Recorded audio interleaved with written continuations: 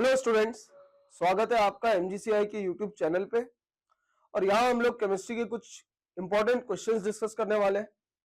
सो JEE mains का first attempt हो चुका है और जल्दी अप्रैल में सेकंड अटेम्प्ट भी चालू होने वाला है। सो इस गैप में जो बेस्ट पॉसिबल स्ट्रेटेजी होती है वो रहती है पीवाईक्यू सॉल्व करना, ताकि हमको पता चल सके किस टॉपिक से कितने क्वेश्चंस आए और किस डिफिकल्टी के क्वेश्चंस आए, so that we can get an idea कि किसी टॉपिक को किस तरह से प्रिपेयर करना है। इसीलिए हम लोग जो फर्स्ट सेशन हुआ था उसके टॉपिक वाइज पीवाईक्यूज डिस्कस करने वाले हैं, ताकि आपको पता चलेगा कि किस टॉपिक से कितने क्वेश्चंस पूछे गए हैं और वो किस टाइप के क्वेश्चंस पूछे गए। ठीक है, सो आज हम लोग डिस्कस करने वाले हैं इनऑर्गेनिक केमिस्ट्री की बैकबोन, एक बहुत ही शानदार टॉपिक, नाम है केमिकल बॉन्डिंग। चलिए स्टार्ट करते हैं हम लोग केमिकल बॉन्डिंग से। यहाँ पहला क्वेश्चन हम लोग देख सकते हैं, यहां पूछा गया है कितने मॉलिक्यूल्स या आयंस है जो लीनियर ज्योमेट्री शो करने वाले हैं। ठीक है, सो हम लोग लीनियर ज्योमेट्री की बात कर रहे हैं। और अगर मैं लीनियर ज्योमेट्री की बात करूं, ये दो केसेस में लीनियर ज्योमेट्री शो होती है। पहला, जब हाइब्रिडाइजेशन sp2 sp हो जाए, और दूसरा जब हाइब्रिडाइजेशन sp3d हो जाए। बट ये जो sp3d बनेगा इसके अंदर हमारे पास में 2 बॉन्ड पेयर और 3 लोन पेयर होने चाहिए। ठीक है, तो हम लोग बेसिकली इन दोनों ज्योमेट्रीज को देखने वाले हैं और बोल सकते हैं इन दोनों केसेस को देखने वाले। तो चलिए एक एक करके हम लोग स्ट्रक्चर्स देखते हैं। फर्स्ट पे है SO2। तो SO2 में आप देख सकते हैं सल्फर है, ये 2 ऑक्सीजन से बॉन्डेड है और इसके पास में एक लोन पेयर है। यहाँ पे हाइब्रिडाइजेशन जो रहेगा वो sp2 रहेगा। और शेप की अगर मैं बात करूं तो शेप ये बेंड शेप रहेगा, एंगुलर भी बोल सकते हैं इसको, जो डेफिनेटली करेक्ट नहीं है। तो SO2 हमारा क्राइटेरिया को फुलफिल नहीं कर पाता। BCl2 की बात करें, अगर BCl2 की बात करें तो ये काफी सिंपल सा स्ट्रक्चर है। ये रह गया BCl2। हाइब्रिडाइजेशन आप देख सकते हैं sp है और sp के साथ ही ये बात पक्की हो गई कि ये लीनियर ज्योमेट्री रहने वाला है। तो BCl2 is going to be the correct alternative. Next बात करते हैं CO2 की। अगेन देख सकते हैं CO2 का स्ट्रक्चर कुछ इस तरह से है, यहाँ पे 2 सिग्मा बॉन्ड और 2 पाई बॉन्ड्स है। और हाइब्रिडाइजेशन जो रहेगा वो अगेन sp आएगा। तो ये भी एक लीनियर ज्योमेट्री का एग्जांपल हो गया, इसलिए ये भी करेक्ट रहने वाला है। नेक्स्ट बात करते हैं हम लोग N-3 की। देखिए भाई, N-3 को अजाइड आयन बुलाते हैं। ठीक है, और अजाइड आयन अगर मैं आपके लिए ड्रॉ करूं तो आप चाहे तो उसको इस तरह से लिख सकते हैं, या फिर आप चाहे तो इसका रेजोनेटिंग स्ट्रक्चर भी बना सकते हैं। और इसका अगर मैं रेजोनेटिंग स्ट्रक्चर बनाऊं तो ये कुछ इस तरह से बनेगा। अब आपने कोई सा भी रेजोनेटिंग स्ट्रक्चर इसके अंदर सोचा होगा, आंसर चेंज नहीं होने वाला है, बिकॉज दोनों ही केसेस में सेंट्रल एटम जो है वो 2 सिग्मा बॉन्ड बना रहा है और 2 पाई बॉन्ड बना रहा है। बोलने का मतलब यहाँ पे हाइब्रिडाइजेशन अगेन sp रहने वाला है, और अगर ये sp है तो डेफिनेटली लीनियर ही रहने वाला है। इसलिए अजाइड जो रहेगा वो भी करेक्ट ऑप्शन रहेगा, वो भी करेक्ट ऑल्टरनेटिव रहेगा। ठीक है, नेक्स्ट हम लोग बात करें NO2 की। तो NO2 एक ऑड इलेक्ट्रॉन स्पीशी है, और NO2 ऑड इलेक्ट्रॉन स्पीशी है। इसका शेप जो रहता है वो बेंट रहता है। हाइब्रिडाइजेशन की बात करें तो हाइब्रिडाइजेशन यहाँ पे sp2 होता है, इसलिए ये हमारा करेक्ट ऑल्टरनेटिव नहीं है। सो NO2 हमारे क्राइटेरिया को मैच नहीं करता है। ठीक है, नेक्स्ट बात करें F2O, जिसको हम लोग बुलाएंगे ऑक्सीजन डाइफ्लोराइड।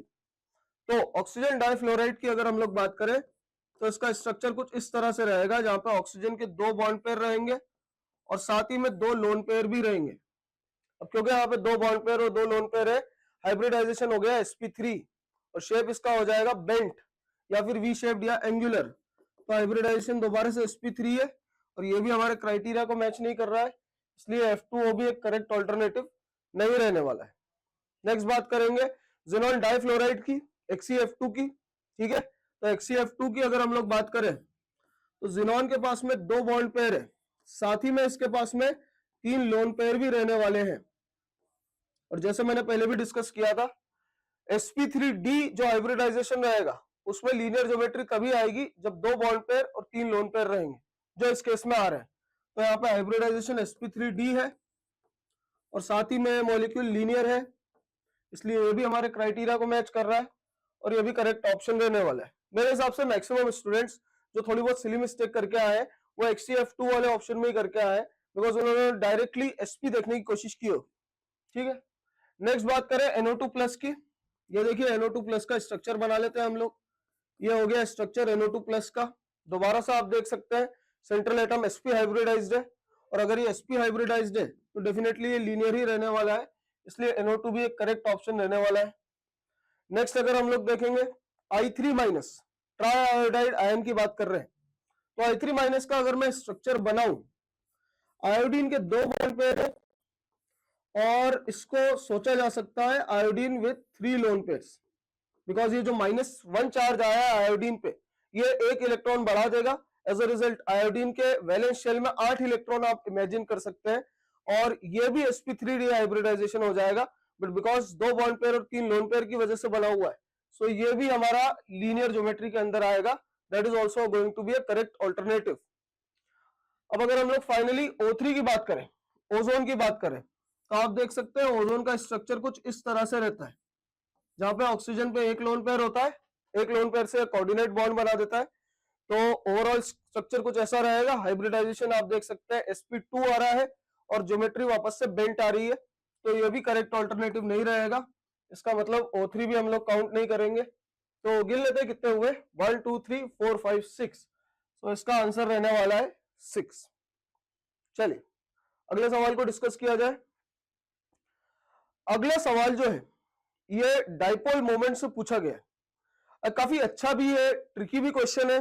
ठीक है, अब यहाँ पे देखिए बेसिकली फर्स्ट ऑफ ऑल मैं कुछ डेटा यूज कर लेता हूं ताकि हम लोग ऑप्शन समझ सके कौन सा ऑप्शन आने वाला है, फिर उसको थोड़ा सा लॉजिकली भी हम लोग समझने की कोशिश करेंगे।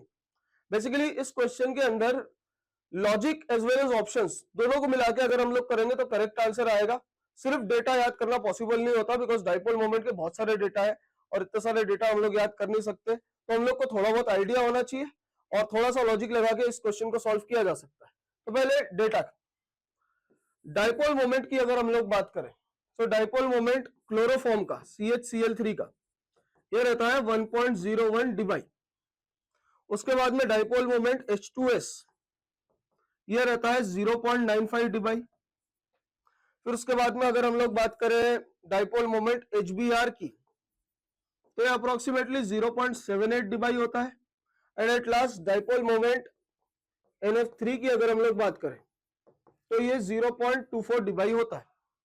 ठीक है, अभी जैसे मैंने आपसे डिस्कस किया, आप डेटा को देख के तो डायरेक्टली आंसर दे ही सकते हैं कि कौन सा आंसर करेक्ट रहेगा, पर एग्जाम में इसको लॉजिकली कैसे सोचा जाए वो भी हम लोग थोड़ा सा समझते हैं। तो चलिए पहले स्ट्रक्चर्स बनाए जाए सारी। पहला स्ट्रक्चर हम लोग बना लेते हैं NF3 का। यहाँ पे 3 बॉन्ड पेयर और 1 लोन पेयर आ गया हमारे पास में। नेक्स्ट स्ट्रक्चर हम लोग बना लेते हैं H2S का, 2 बॉन्ड पेयर 2 लोन पेयर के साथ ये स्ट्रक्चर बना लेते हैं हम लोग। एक और स्ट्रक्चर बना लिया जाए HBr का, एंड फाइनली एक और स्ट्रक्चर हम लोग बना लेते हैं CHCl3 का, जिसको हम लोग क्लोरोफॉर्म भी बुलाते हैं। ठीक है, थोड़ा समझने की कोशिश करते हैं इसको, ये बेसिकली किस तरह से सोचा जा सकता है। तो यहाँ पे देखिए नाइट्रोजन और फ्लोरीन के अंदर फ्लोरीन ज्यादा इलेक्ट्रोनेगेटिव है। बिकॉज फ्लोरीन ज्यादा इलेक्ट्रोनेगेटिव है, ये डाइपोल का डायरेक्शन जो रहेगा ये फ्लोरीन की तरफ रहेगा। ठीक है, तो जो बॉन्ड पेयर के डाइपोल है वो फ्लोरीन की तरफ डायरेक्टेड रहेंगे और इनका डायरेक्शन कुछ इस तरह से आएगा। ठीक है, यहाँ पे H2S में भी देख लेते हैं, पहले सब हम लोग मार्क कर लेते हैं। तो H2S में डाइपोल सल्फर की तरफ रहेगा क्योंकि सल्फर ज्यादा इलेक्ट्रोनेगेटिव है। सल्फर की इलेक्ट्रोनेगेटिविटी अराउंड 2.6 होती है और हाइड्रोजन की अराउंड 2.1 होती है। Sulphur is more electronegative. HBr में अगर हम लोग देखेंगे तो bromine is more electronegative than hydrogen. Again bromine 2.8 की इलेक्ट्रोनेगेटिविटी रखता है, ज्यादा इलेक्ट्रोनेगेटिव है, तो ब्रोमीन की तरफ डाइपोल मोमेंट होगा।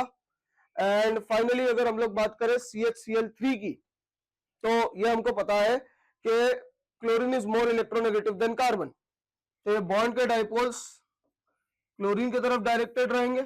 और एक CH बॉन्ड भी है, इसको हम लोग अलग कलर से लिख लेते हैं इसलिए बिकॉज ये दोनों डाइपोल मोमेंट सेम नहीं है, दोनों बॉन्ड्स अलग है तो दोनों के डाइपोल अलग अलग, दोनों के डाइपोल की वैल्यूज अलग अलग रहेगी, ठीक है। अब बारी आती है लोन पेयर की। तो लोन पेयर का डाइपोल मोमेंट NF3 में लोन पेयर की साइड रहेगा, H2S में भी दोनों लोन पेयर की तरफ डायरेक्टेड रहेगा। तो ये इस तरह से कुछ बन जाएगा, ठीक है। अब देखिए हम लोगों ने डायरेक्शंस तो मार्क कर ली, अब थोड़ा सा आइडिया लेते हैं हम लोग कि किसका मैग्नीट्यूड ज्यादा होगा या किसका मैग्नीट्यूड कम होगा। तो फर्स्ट ऑफ ऑल अगर हम लोग कंसिडर करें NF3 के मॉलिक्यूल को, यहाँ पे बॉन्ड पेयर और लोन पेयर के डाइपोल मोमेंट अपोजिट डायरेक्शन में है। इन तीन बॉन्ड पेयर की वजह से डाइपोल मोमेंट नीचे की तरफ आएगा और लोन पेयर की वजह से ऊपर की तरफ आएगा। ये भी बात हमको पता है कि लोन पेयर का डाइपोल मोमेंट जो रहता है वो ज्यादा डोमिनेट करता है बॉन्ड पेयर के डाइपोल पे। दो लोन पेयर के डाइपोल को क्वांटिफाई नहीं किया जा सकता है, बट एक आइडिया जरूर लिया जा सकता है।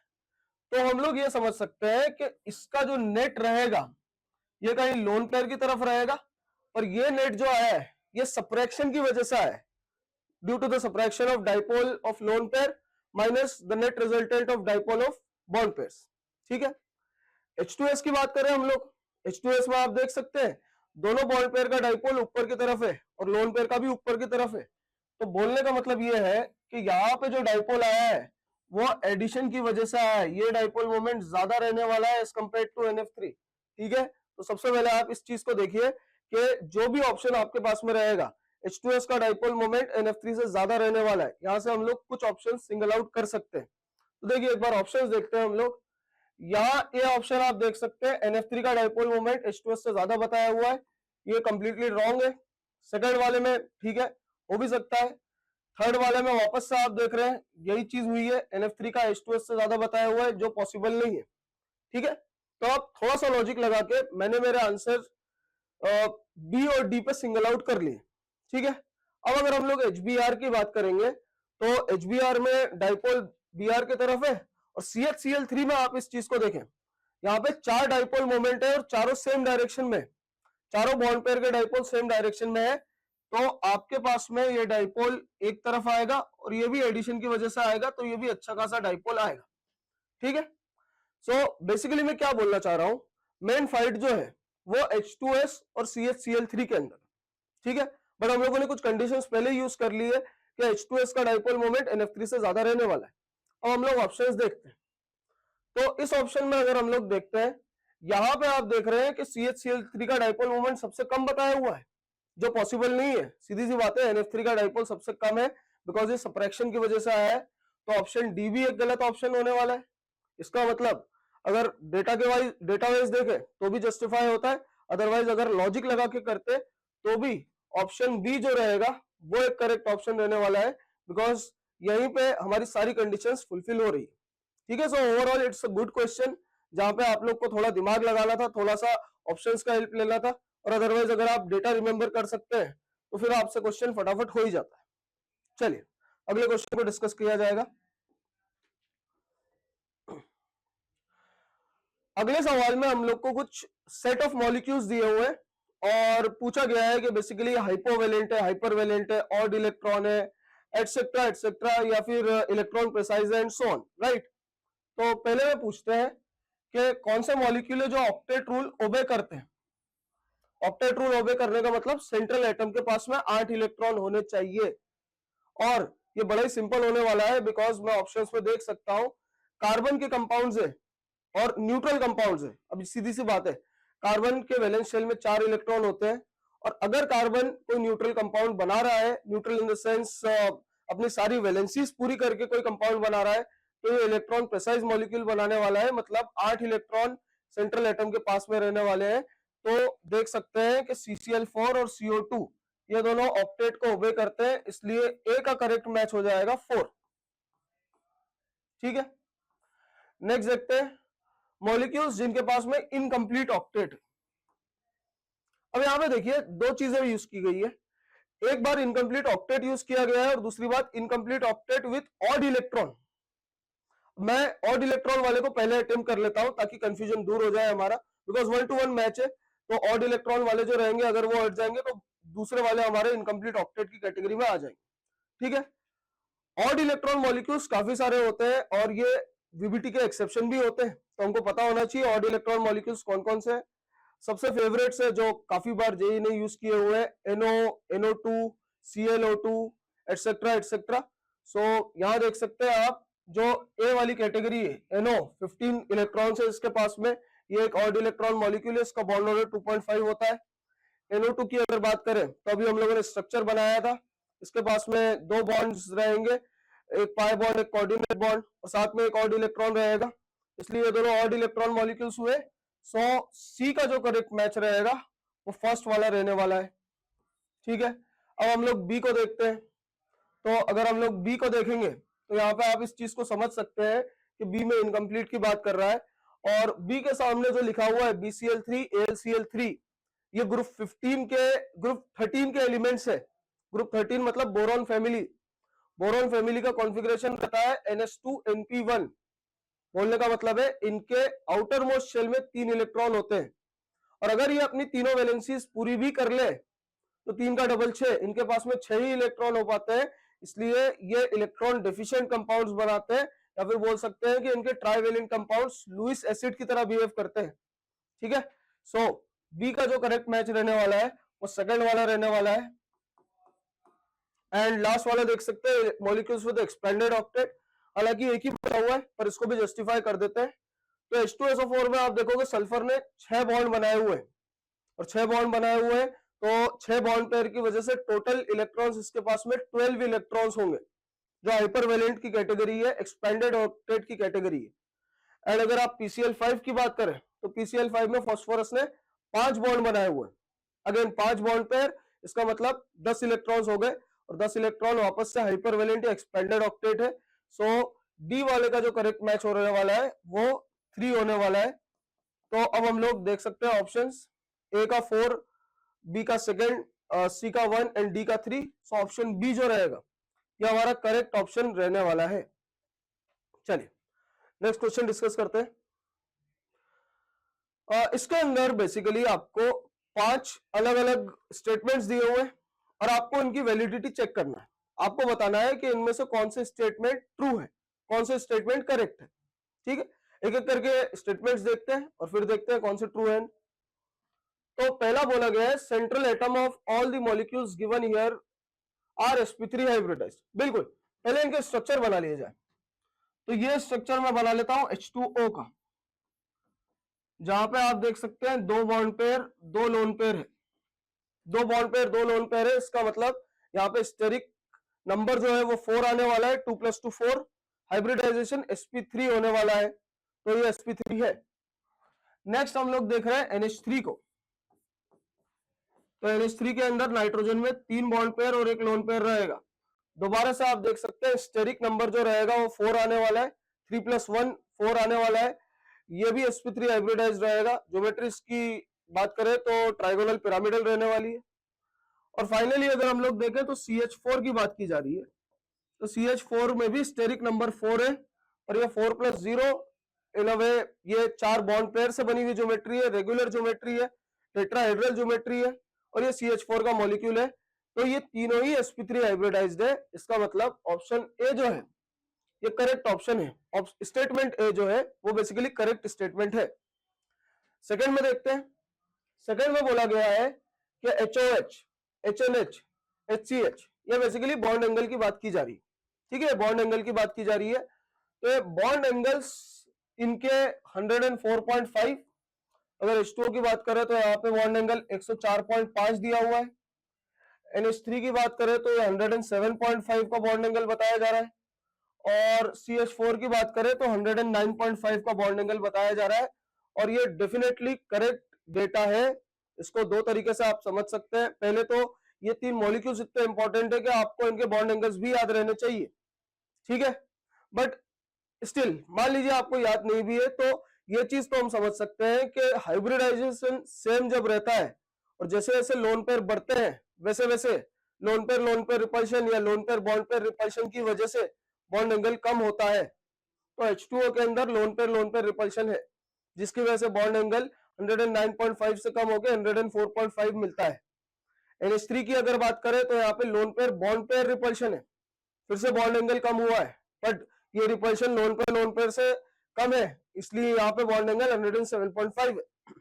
और अगर CH4 की बात करें तो यहाँ पे कोई स्पेसिफिक रिपल्शन नहीं है, रिपल्शन इन द सेंस कोई लोन पेयर नहीं है, तो लोन पेयर का रिपल्शन नहीं है, ये एक रेगुलर ज्योमेट्री है, इसलिए ये हाइब्रिडाइजेशन sp3 के अकॉर्डिंग 109.5 होना चाहिए, जो है ऑलरेडी है। तो सेकंड स्टेटमेंट जो है ये भी करेक्ट स्टेटमेंट है। ये बिल्कुल एक बेसिक क्वेश्चन बोल सकते हैं आप केमिकल बॉन्डिंग का, हाइब्रिडाइजेशन जब हम लोग निकालते हैं और VSEPR यूज करते हैं तो यहाँ ये बिल्कुल बेसिक कंसेप्ट डिस्कस किए जाते हैं। ठीक है, नेक्स्ट बात करेंगे, increasing order of dipole moment is H2O, NH3 and CH4। Yes, definitely ये स्टेटमेंट भी करेक्ट है। आप इसको कुछ इस तरह समझ सकते हैं, H2O में 2 बॉन्ड पेयर 2 लोन पेयर है और सारे डाइपोल्स का डायरेक्शन सेम है, तो addition of 2 bond pair and 2 lone pairs, इसका नेट ज्यादा आने वाला है। देन NH3 की बात करेंगे तो 3 बॉन्ड पेयर 1 लोन पेयर है, जिसका नेट रिजल्टेंट जो रहेगा वो थोड़ा कम आने वाला है। और CH4 की अगर बात करें तो इसका तो नेट रिजल्टेंट 0 है, बिकॉज ये मॉलिक्यूल नॉन पोलर है, यहाँ पे जितने भी चारों बॉन्ड के डाइपोल्स है ये एक दूसरे को कैंसिल कर देंगे, रिजल्टेंट जो रहेगा वो 0 रहेगा। तो CH4 तो नॉन पोलर मॉलिक्यूल है, इसलिए अगर डाइपोल मोमेंट देखें तो भी डेफिनेटली ये करेक्ट है, सो ऑप्शन सी भी करेक्ट रहने वाला है। ठीक है, डी वाला ऑप्शन हम लोग देखते हैं। यहां बोला गया है both H2O and NH3 are Lewis acids and CH4 is a Lewis base. ये डेफिनेटली एक गलत इंफॉर्मेशन है, बिकॉज H2O और NH3 आप देख सकते हैं लोन पेयर्स है, ये लुईस एसिड्स है ही, इनफैक्ट ये लुईस बेसिस है। ठीक है, और CH4 जहां पे आप देख सकते हैं इसके पास में कोई लोन पेयर या नेगेटिव चार्ज नहीं है, ना ही इसके पास में कोई पाई इलेक्ट्रॉन क्लाउड है, तो इसके पास डोनेट करने के लिए कोई इलेक्ट्रॉन्स नहीं है, इसलिए CH4 एक लुईस बेस नहीं है। सो गलत स्टेटमेंट दिया हुआ है, इसलिए ऑप्शन डी जो रहेगा ये गलत, ये स्टेटमेंट डी जो रहेगा ये गलत स्टेटमेंट है। लास्ट वाले स्टेटमेंट को चेक करते हैं, तो बोला गया है solution of NH3 in H2O is basic. चलिए देखते हैं। सो NH3 प्लस H2O, अगर मैं इसकी इक्वेशन लिखूं तो ये बना देता है NH4 plus along with OH minus. ठीक है, सो डेफिनेटली ये बात सही बोल रहा है कि NH3 का सोल्यूशन H2O में बेसिक है। ठीक है, बट उसके आगे इसने इसका एक्सप्लेनेशन भी दिया है, और वो एक्सप्लेनेशन अगर हम लोग चेक करें तो एक्सप्लेनेशन ऐसा दिया हुआ है कि इस सोल्यूशन में NH3 एक एसिड की तरह वर्क कर रहा है और H2O एक बेस की तरह वर्क कर रहा है, ब्रॉन्स्टेड-लोरी थ्योरी के अकॉर्डिंग। सो एक बार थ्योरी हम लोग देख लेते हैं। थ्योरी क्या रहती है, जो लोन पेयर की बात नहीं करेंगे, H+, जो H+ एक्सेप्टर है वो एक बेस कहलाता है और H+ डोनर एसिड कहलाता है। ठीक है, अब इस रिएक्शन में अगर आप देखेंगे तो NH3 प्रोटॉन एक्सेप्टर की तरह बिहेव कर रहा है, मतलब ये एक बेस की तरह बिहेव कर रहा है, और H2O एक प्रोटॉन डोनर की तरह वर्क कर रहा है, तो ये एक एसिड की तरह वर्क कर रहा है। ठीक है, जबकि मैं स्टेटमेंट में देख सकता हूं कि एग्जैक्टली अपोजिट लिखा गया है, NH3 को ये ब्रॉन्स्टेड एसिड बोला गया है और H2O को ब्रॉन्स्टेड बेस बोला गया है, तो रोल्स रिवर्स कर दिए गए हैं, जो अगेन गलत स्टेटमेंट है। तो स्टेटमेंट ई भी जो है ये गलत है, इसका फर्स्ट स्टेटमेंट तो सही है पर इसका एक्सप्लेनेशन गलत होने वाला है। ठीक है, सो मैं देख सकता हूं कि ABC करेक्ट है, इसलिए ऑप्शन ए जो रहेगा ये हमारा करेक्ट ऑप्शन बनने वाला है। अगले सवाल की ओर चले तो ये बेसिकली बहुत ही बेसिक क्वेश्चन है, अगर हम लोग ओवरलैपिंग थ्योरी की बात करें तो। ठीक है, केमिकल बॉन्डिंग में हम लोग ओवरलैपिंग थ्योरी पढ़ते हैं, जिसको हम लोग LCAO linear combination of atomic orbitals के थ्रू एक्सप्लेन करने की कोशिश करते हैं। तो उसी का एक एप्लीकेशन यहाँ पे दिया गया है और क्वेश्चन में पूछा गया है कि इनमें से कौन सा मॉलिक्यूलर ऑर्बिटल फॉर्मेशन में रिजल्ट करेगा। ठीक है, तो मॉलिक्यूलर ऑर्बिटल फॉर्मेशन कब होगा, अब इस चीज को आप समझिए। कोई भी दो लोब्स का इलेक्ट्रॉन डेंसिटी जब ओवरलैप करेगा, जब ये हेड ऑन ओवरलैप करता है तब ये सिग्मा ऑर्बिटल बनाता है, जब ये साइडवेज ओवरलैप करते हैं तो ये पाई ऑर्बिटल बनाते हैं।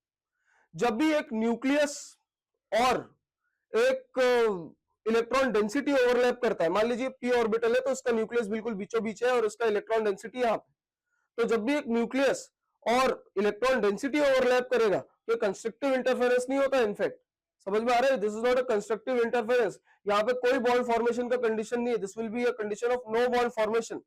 तो इसी बात को ध्यान रखते हुए हम लोग को बेसिकली इस क्वेश्चन में इमेजिन करना है कि कहां पे दो इलेक्ट्रॉन डेंसिटीज ओवरलैप कर रही हैं। ठीक है, तो पहले में बोला गया है PZ और PX। अच्छा एक और बात है, यहाँ पे जो इंटरन्यूक्लियर एक्सिस दिया हुआ है वो जेड एक्सिस दिया हुआ है। जेड एक्सिस देने का मतलब ये है कि जो अप्रोच है वो जेड डायरेक्शन में होने वाला है, ठीक है। मान लीजिए ये एक्सिस हम लोग जेड ले लेते हैं, ये एक्सिस हम लोग एक्स ले लेते हैं और ये आउट ऑफ द प्लेन वाला वाई ले लेते हैं। इस तरह से भी सोच सकते हैं, इनफैक्ट किसी भी तरह से सोच सकते हैं। सो उस हिसाब से देखा जा रहा है, ठीक है। तो 2pz और 2px, 2pz और 2px ये कभी भी बॉन्ड नहीं बना सकते, क्योंकि जब ये ओवरलैप करेंगे तो ये परपेंडिकुलर आ जाएंगे एक दूसरे के। ये हमेशा आपको ध्यान रहे, कभी भी कोई भी क्वेश्चन सॉल्व कर रहे हैं, दो अलग अलग p ऑर्बिटल्स आपस में ओवरलैप नहीं कर सकते हैं। px सिर्फ px के साथ ओवरलैप करेगा, py सिर्फ py के साथ करेगा, एंड pz सिर्फ pz के साथ करेगा। सो px एंड py आपस में ओवरलैप नहीं कर सकते, या px या pz ओवरलैप नहीं कर सकते, तो यहाँ पे कोई बॉन्ड नहीं बनेगा।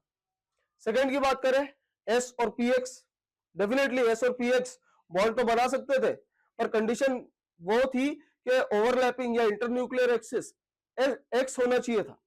अभी ये x नहीं है, तो आप इस चीज को समझिए, ये हम लोगों ने x डिसाइड किया था, तो ये 2px है और ये s ऑर्बिटल है, और 2px और s ऑर्बिटल जब ओवरलैप करेंगे तो इनकी इलेक्ट्रॉन डेंसिटीज नहीं मिल रही। इनफैक्ट p का न्यूक्लियस s की इलेक्ट्रॉन डेंसिटी से ओवरलैप कर रहा है, फिर से कोई बॉन्ड फॉर्मेशन की कंडीशन नहीं बनने वाली है यहाँ पे, तो ये भी एक गलत ऑप्शन रहने वाला है। नेक्स्ट बात करेंगे dxy और dx2y2। अब देखिए इसको थोड़ा सा हम लोग बोर्ड पे डायग्राम बना के समझते हैं। तो मान लीजिए xy एक्सिस है और ये हमारे पास में हो गया dxy। वही अगर हम लोग बनाए dx2y2, तो ये अगर x एक्सिस है तो ये dx2y2 हो जाएगा, ठीक है। अब आप इस चीज को देख सकते हैं कि जब भी ये दोनों आपस में ओवरलैप करेंगे, पहले तो ये z एक्सिस के अलोंग आएंगे, और z एक्सिस के अलोंग भी अगर आएंगे तो इन दोनों की इलेक्ट्रॉन डेंसिटीज एक दूसरे से 45 डिग्री के एंगल पे है। ये जो एंगल रहता है, ये एंगल हमारा 45 डिग्री का एंगल होता है। बोलने का मतलब अगर ये अप्रोच कर भी जाते, सेम प्लेन में भी अप्रोच कर जाते, चलिए अभी इनका इंटरन्यूक्लियर एक्सिस भी सपोर्ट नहीं कर रहा है, पर अगर इंटरन्यूक्लियर एक्सिस सेम भी होता तो भी आप देख सकते हैं दोनों की इलेक्ट्रॉन डेंसिटीज ओवरलैप नहीं करेंगी, बिकॉज ये 45 डिग्री पे है, इसलिए ओरिएंटेशन प्रॉपर नहीं है। तो यहाँ पे भी कोई बॉन्ड फॉर्मेशन पॉसिबल नहीं हो सकता, यहाँ पे भी कोई ऑर्बिटल फॉर्मेशन पॉसिबल नहीं हो सकता। नेक्स्ट बात करें s और 2px 2pz, ये डेफिनेटली एक करेक्ट ऑप्शन होने वाला है। जैसे मैंने डिस्कस किया था बी वाले में कि s और p आपस में ओवरलैप तो कर सकते हैं, पर जो इंटरन्यूक्लियर एक्सिस होने वाला है वही p हम लोग को चाहिए रहेगा, अदरवाइज बॉन्ड फॉर्मेशन नहीं होगा। तो हम लोगों ने जैसे डिस्कस किया था, ये हमारा pz होने वाला है और यहाँ पे s है, और s और pz मिलेंगे तो देख सकते हैं एक दूसरे की इलेक्ट्रॉन डेंसिटीज ओवरलैप करेंगी। यहाँ पे एक सिग्मा बॉन्ड बनेगा, ये सिग्मा ऑर्बिटल बनने वाला है, मॉलिक्यूलर ऑर्बिटल, इसलिए डी वाला ऑप्शन जो रहेगा, डी वाला ऑल्टरनेटिव जो रहेगा, ये करेक्ट ऑल्टरनेटिव है। लास्ट ऑफ ऑल हम लोग देख सकते हैं pz और dx2y2, again the same thing. आप यहां से इमेजिन कर सकते हैं इसको, अगर हम लोग pz की बात करें तो हमारा pz हो जाएगा, और dx2y2 कुछ इस तरह से रहेगा, आउट ऑफ द प्लेन रहेगा हमारा yz प्लेन, तो वापस से आएगा, तो इनकी इलेक्ट्रॉन डेंसिटीज कहीं से भी मैच नहीं कर रही। इनफैक्ट जो d का न्यूक्लियस है इससे p की इलेक्ट्रॉन डेंसिटी ओवरलैप कर रही है, तो फिर से कोई बॉन्ड फॉर्मेशन की कंडीशन नहीं बनती है, इसलिए e वाला भी जो है ये भी गलत रहने वाला है।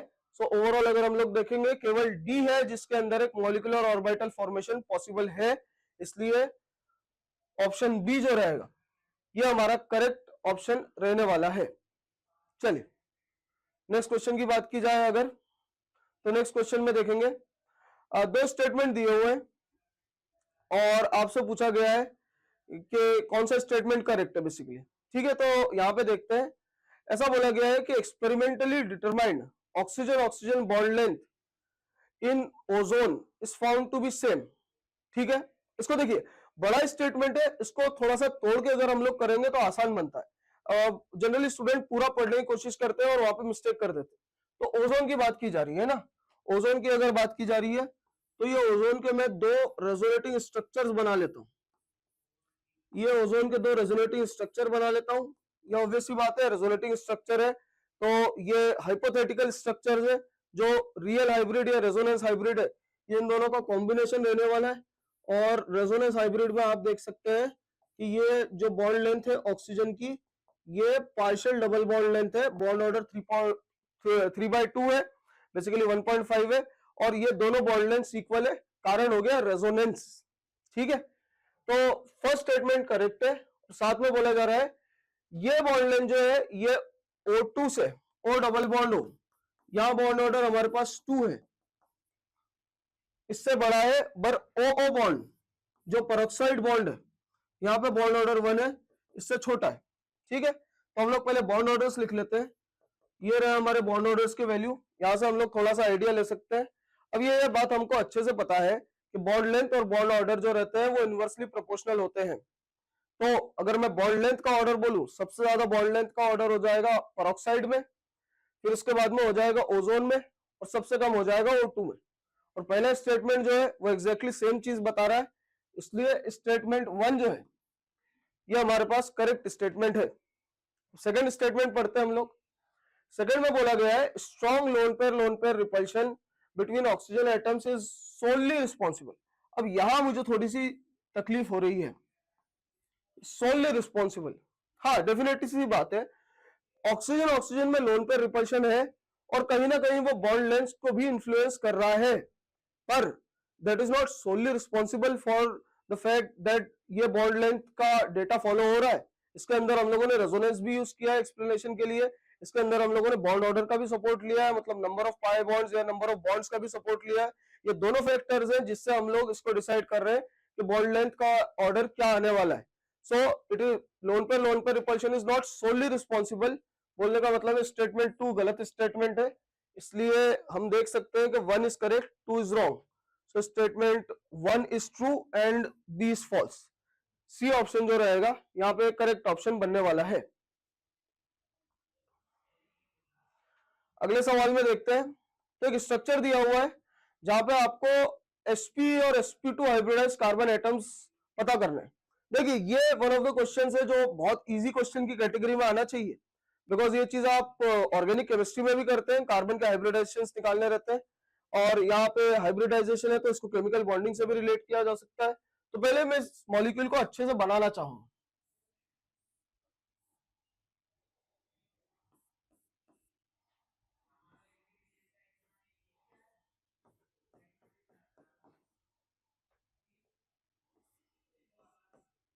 ठीक है, तो देखिए यहाँ पे बॉन्ड लाइन फॉर्मूला हमें दिया हुआ है।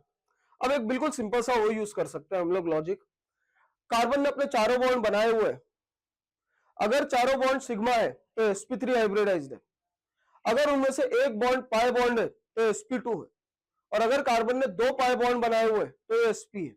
यहां से हम लोग को फटाफट हाइब्रिडाइजेशन पता चल जाएगा। तो देखते हैं हम लोग हाइब्रिडाइजेशन सारे कार्बन एटम्स का। पहला एटम अगर हम लोग देखेंगे तो sp3 होने वाला है, सेकंड वाला sp2 है, थर्ड भी sp2 है, फोर्थ sp2 है, बीच वाला कार्बन sp3 है, फिर ट्रिपली बॉन्डेड कार्बन sp हो गए, डबली बॉन्डेड कार्बन sp2 हो गए, और लास्ट में ट्रिपली बॉन्डेड कार्बन sp हो गए। ठीक है, ये सारे हम लोगों ने हाइब्रिडाइजेशन लिख लिए फटाफट एक छोटा सा लॉजिक यूज करके। अब हमें पूछा जा रहा है कि कितने sp है, तो sp हम लोग देख सकते हैं टोटल sp कार्बन हमारे पास में 3 है।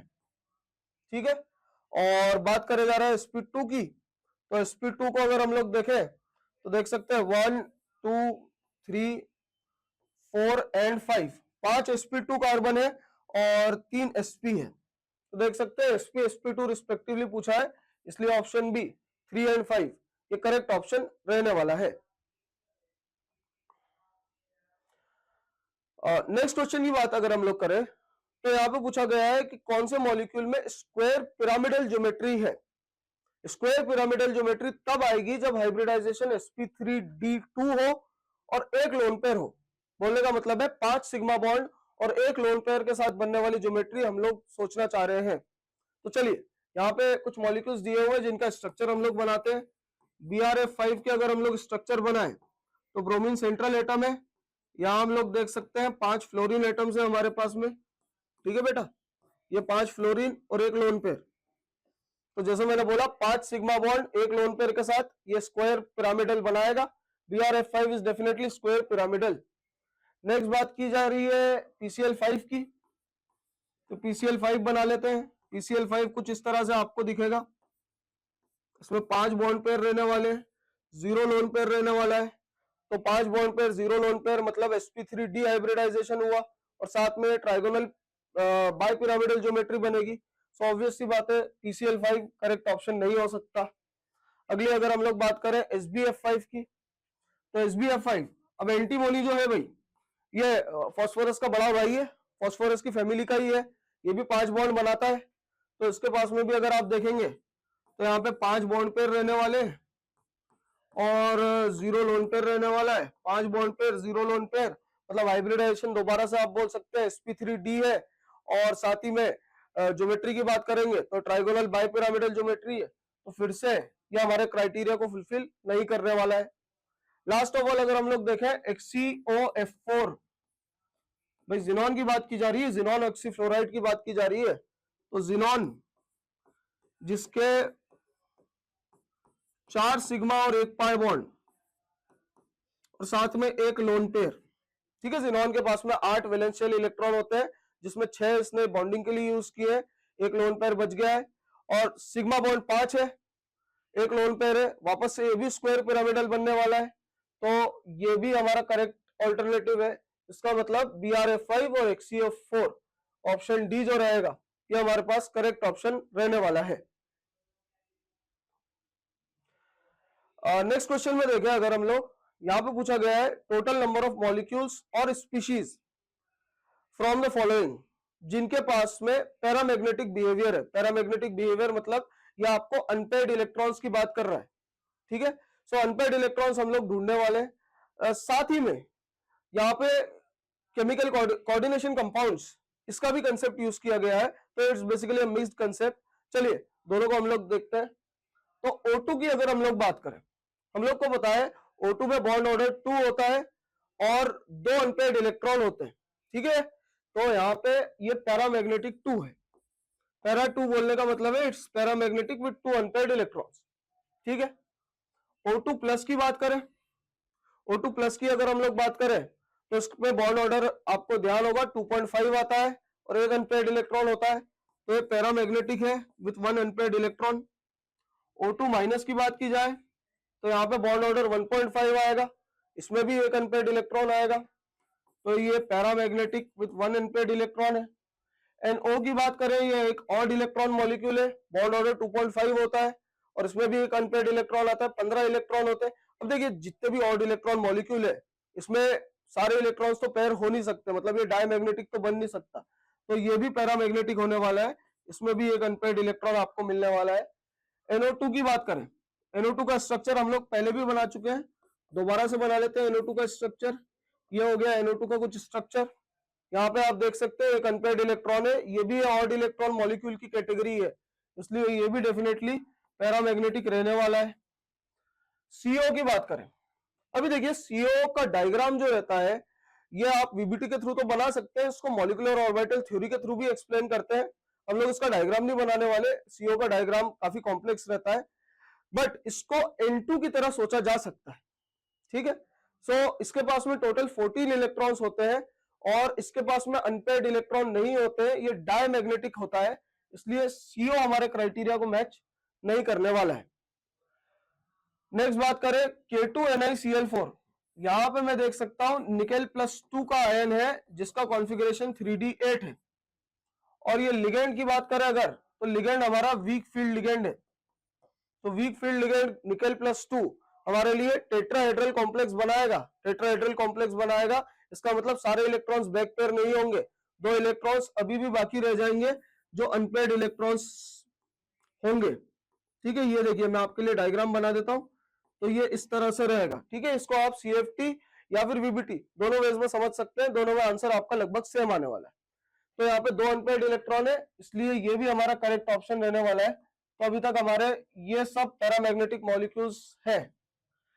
CONH3 यहां मैं अगर देखूं तो कोबाल्ट +3 है, जहां पे D6 कॉन्फ़िगरेशन दोबारा से है।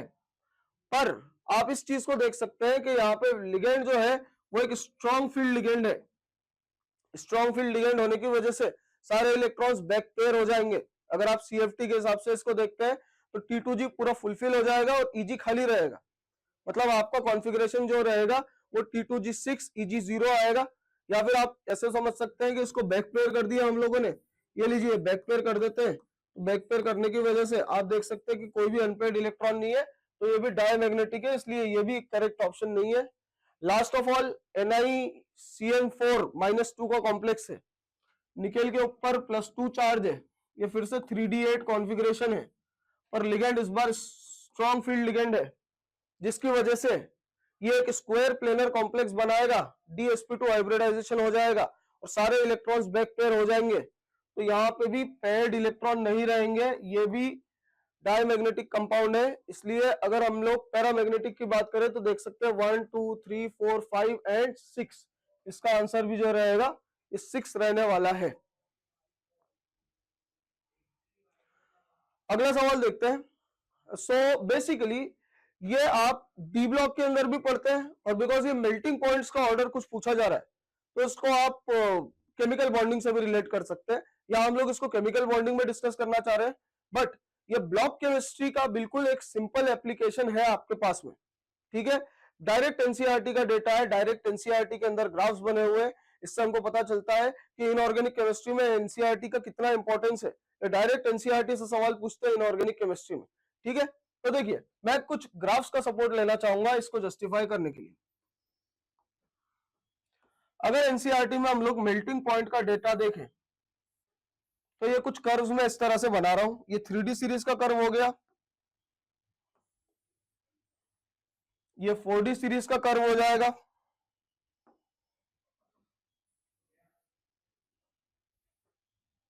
और ये 5D सीरीज का कर्व हो जाएगा ना। मैंने पूरे कर्व्स नहीं बनाया अभी, मैंने जो रिक्वायर्ड पोर्शन है उसी का बनाया। नीचे जाके मर्क्यूरी का और एक्सेप्शन आएगा, मर्क्यूरी का मेल्टिंग पॉइंट सबसे कम रहने वाला है, बट अभी हम लोग को जो पोर्शन चाहिए हम लोग उसको डिस्कस करने वाले।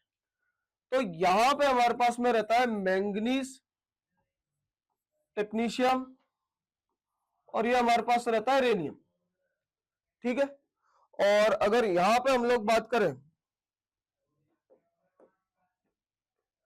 तो यहां पे हमारे पास में रह जाता है आयरन, उसके बाद में हमारे पास में रहता है ruthenium, and this is going to be osmium. Clear है, आप यहां से क्लियरली देख सकते हैं ग्राफ से कि Mn का मेल्टिंग पॉइंट जो है वो Fe से कम है, Tc का मेल्टिंग पॉइंट रुथेनियम से कम है, परंतु ऑस्मियम का मेल्टिंग पॉइंट जो है ये रेनियम से कम रहने वाला है।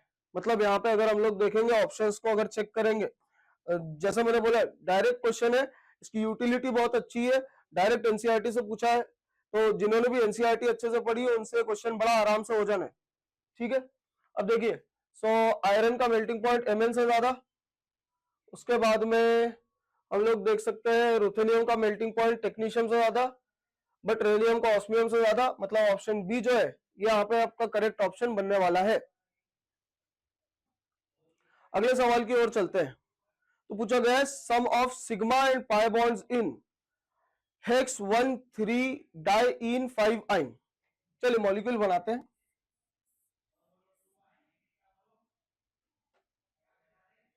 ठीक है, तो यहां पे पूछा जा रहा है हेक्स 1,3 डाइईन 5 आइन, है ना। ये इसका बॉन्ड लाइन मॉलिक्यूल मैंने बना दिया। इसका मैं थोड़ा सा स्ट्रक्चरल वो बना देता हूँ रिप्रेजेंटेशन, जिससे हमको सोचने में थोड़ी आसानी रहेगी। तो ये लीजिए इसका स्ट्रक्चरल रिप्रेजेंटेशन हम लोग फटाफट बना लेते हैं।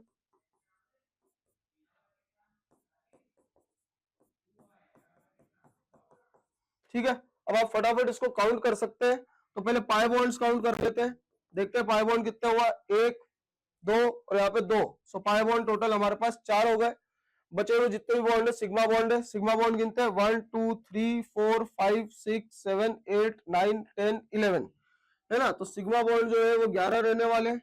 इनका सम पूछा गया है तो इनका सम जो रहने वाला है वो 15 रहने वाला है, और यही हमारा करेक्ट आंसर है। तो एक इजी क्वेश्चन रेट करूंगा मैं इसको, जिसमें आपको सिंपली स्ट्रक्चर बनाना था और फटाफट आप इसका आंसर दे सकते थे, सिग्मा और पाई बॉन्ड्स आप बता सकते थे।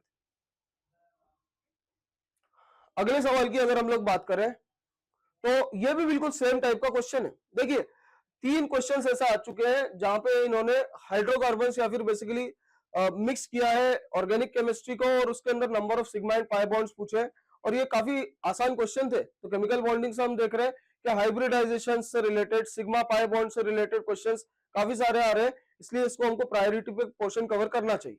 ठीक है, anyways coming back to this, so हमसे पूछा गया है हेक्स 1 इन 4 आइन। पहले मॉलिक्यूल हम लोग बना लेते हैं। तो हेक्स 1 इन एंड 4 आइन ये मॉलिक्यूल है ना, और उसके अंदर सिग्मा और पाई बॉन्ड रिस्पेक्टिवली पूछा है।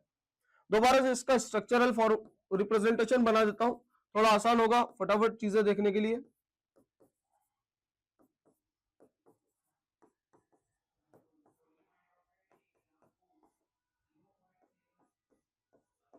ठीक है, ये लीजिए, ये मॉलिक्यूल आपके सामने है। तो पाई बॉन्ड हम लोग देख सकते हैं 3 पाई बॉन्ड्स है, मतलब मैं अगर इसको सिंगल आउट करूं तो बी या डी में से कोई सा ऑप्शन रहने वाला है हमारे पास में, सी भी हो सकता है, बी सी डी में कोई सा ऑप्शन रहने वाला है। अब हम लोग फटाफट सिग्मा बॉन्ड गिन लेते हैं। तो 1 2 3 4 5 6 7 8 9 10 और 3 13। सो यहाँ पे ऑप्शन सी जो रहेगा ये हमारा करेक्ट ऑप्शन रहने वाला है। और हम लोग जितने भी क्वेश्चन अभी डिस्कस कर चुके हैं ये जेईई मेंस फर्स्ट सेशन 2025 में केमिकल बॉन्डिंग से पूछे गए थे। ठीक है, सो नेक्स्ट क्लास में हम लोग डिस्कस करने वाले हैं वापस से एक बहुत important concept, that is going to be the concept of coordination compounds.